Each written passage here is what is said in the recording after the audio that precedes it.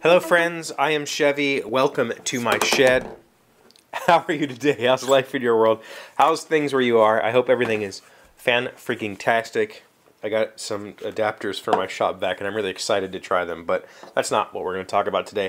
In fact, we're going to talk about something that we talked about, I think, last week. I think that this, or maybe it was the beginning of this week. It was the beginning of this week. But Carl from N20 Games left a message that I kind of wanted to think on for a little bit. He said, I heard a saying once that I think holds pretty true. Discipline over motivation. The philosophy of this considers that if you can develop discipline, it is always there. It becomes a part of who you are. Motivation is not reliable. The world is full of people, of motivated people who are tweeting about the things they're motivated about instead of doing the things they're motivated about.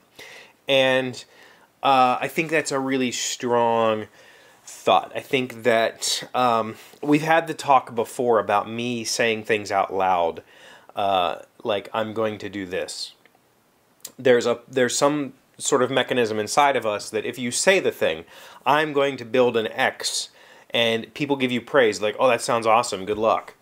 You've already earned that feeling that you wanted from saying it, and so now the motivation to build it is gone, right?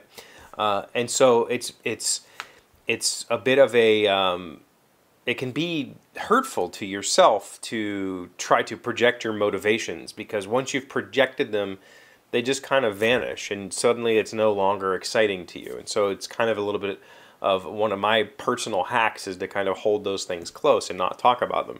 I've also heard of it. I've heard of that same topic applied to confidence. How do you build confidence? You climb a mountain and you tell nobody. And that's very true. Like you do something very, very difficult, and then you just accept that you did that thing, and you don't tell people because you don't need to tell people. Like that's how confidence works. Confidence is an inner feeling. It's an inner acceptance, right? And you don't need to tell them that you do these things.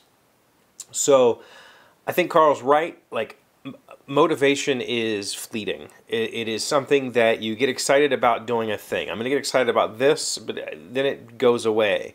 And it's the discipline that is the driving factor that actually sees things through to completion, as opposed to, you know, being motivated and jumping on something. And I think it's probably a good lesson for just about everybody. I definitely lack in discipline when it comes to personal enjoyment. For me, the motivation to come down here and spend time alone is not strong. Like it's the motivation to complete projects is strong.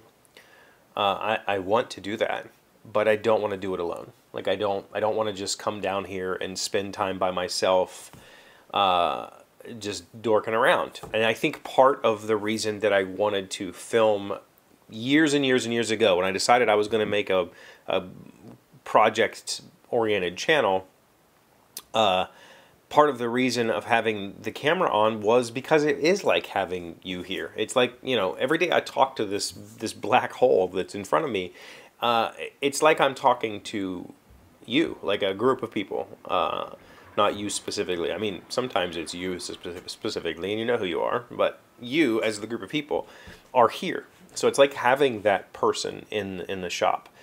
But what I found with the camera is that it too often gets in the way of my process. And my process is often just run and gun, or seat of the pants, that sort of thing. And when I'm in that mood, when I'm in that, I guess, the zone, when I'm in the zone crafting and making and whatever, I have an idea and I'm just going to start doing it, remembering to bring the camera along for the adventure, or talking to the camera, or setting up each shot, it just gets in the way and it slows everything down. And instead of making something, I end up putting more energy into the video than into the project, and then it just all kind of falls apart. So that's why I said the other day, when I start making some of the furniture crafty stuff that I planning. I have plans I've been working on. I'm not going to film it at first. I might not film it for a very long time. I might make a few things and see if they sell and make a few different things before I ever decide to film any of it, because I think it's just going to get in the way of me being excited. I might film some stuff in here. I've pinpointed the probably top 1, 2, 3, 4, 5, like 5 shop projects that need to happen. One of them is this table. This table needs to go away. It's huge and sturdy, but the problem is it's way too big. It's like, I don't know where my tape is. I would say it's probably 38 inches or 40 inches square. And that's just like, for a workbench, I can barely reach the other side. It's too much. I don't need that amount of space this way. And if I could make it narrower, if I could make it like maybe 42 by 26, I could have a lot more room to work around it, and I wouldn't be shoving it around and getting it, you know, moving it constantly to try to get around it. Like right now, if I want to use the miter saw, I have to push this table this way. Then if I want to come over here and use the bandsaw, I have to push it that way. If I want to use the table saw, I have to, you know, so it's constantly in motion. I think that this is going to be one of the early projects, is getting this thing, making it smaller. So we'll see. I might film some of that.